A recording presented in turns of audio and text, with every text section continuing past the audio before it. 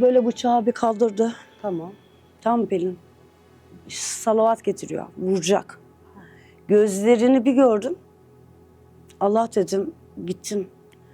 Tek dua ettim. Dedim ki Allah'ım dedim, benim dedim çocuklarımı bunun eline bırakma. Evet. Ben biliyorum öleceğimi hissediyorum ya. Derler ya öleceğimi hissediyorum. Dedim bırakma. Allah işte yemin ediyorum sana var ya burasına bir öküz oturdu derler ya. Koltukta karşımda ben de bu koltuktayım bak böyleyim ama bulanı görüyorum artık onu. Gözlerim gidiyor. Geçti karşıya böyle bir fenalık geldi. Allah diyorum yürüyeceğim kalkacağım ayaklarımı hissetmiyorum.